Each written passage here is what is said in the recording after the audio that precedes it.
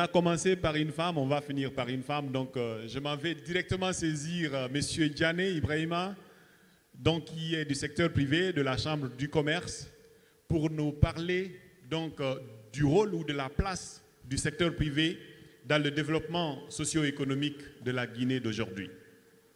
Merci. Vous avez 3 minutes.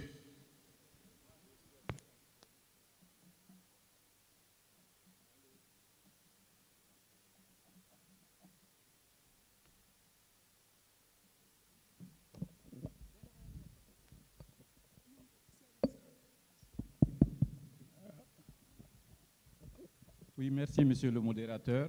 Le secteur privé, le privé, nous, on va directement au but. Monsieur le Premier ministre, mesdames et messieurs les ministres, je vais articuler mon intervention sur 3 ou 4 grands axes. Sur le plan institutionnel, quand le CNRD arrivait au pouvoir, ce pays, pendant 19 ans, n'avait pas de chambre de commerce. 19 ans. Il n'y avait pas de chambre de commerce. Il y avait 3 ou 4 patronats qui se neutralisaient les uns les autres et il n'y avait pas de chambre d'agriculture en 2 ans, même en 1 année.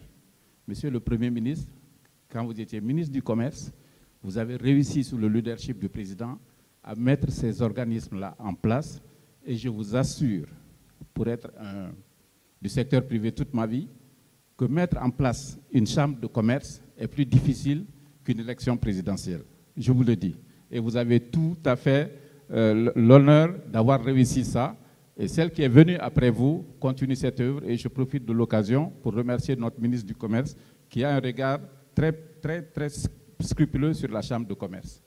Donc, l'articulation que je vais faire, au point de vue institutionnel, vous avez réussi ça. Vous avez réussi à investir massivement dans des domaines stratégiques de développement. L'agriculture, les terres ont été mises à la disposition du secteur privé, vous avez facilité l'acquisition de tracteurs, des engrais sont venus et ont été mis à la disposition. L'opérateur économique, le commerçant, d'habitude, achète, il vend et il récupère son bénéfice. Votre politique est encourager les opérateurs économiques à s'intéresser à l'agriculture, c'est à mettre à votre actif. Vous avez aussi investi massivement dans les infrastructures routières. Aujourd'hui, on peut quitter Conakry, rejoindre quelques grandes capitales du pays en très peu de temps.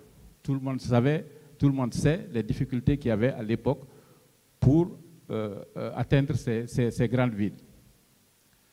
Vous avez mis à la disposition des ménages et des industriels l'énergie.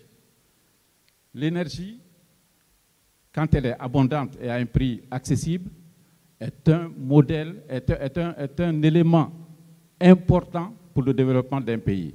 La mobilité, donc par rapport aux infrastructures routières, l'énergie pour la consommation des ménages et les industries, et puis troisièmement, quelque chose d'essentiel, c'est de faciliter et d'encourager l'investissement. L'investissement public et privé, surtout privé, a l'avantage de contribuer à la mise en place de l'outil de production. Quand tu investis, tu l'investis dans un domaine, c'est l'outil de production. Et quand tu as l'outil de production, tu crées des emplois. Quand tu crées des emplois, le travailleur a des revenus, et ces revenus-là, il en fait quoi? Il fait de la consommation et de l'épargne.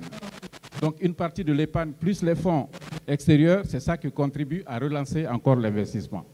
Moi, personnellement, je suis très à l'aise parce que j'ai vécu toutes ces choses-là avec vous et je vous félicite parce que c'est du concret. On ne sait pas faire beaucoup de discours, mais ça, c'est des choses palpables et le secteur privé vous est reconnaissant par rapport à ça. Je vous remercie. Merci beaucoup pour l'efficacité et le respect du temps, M. Diané.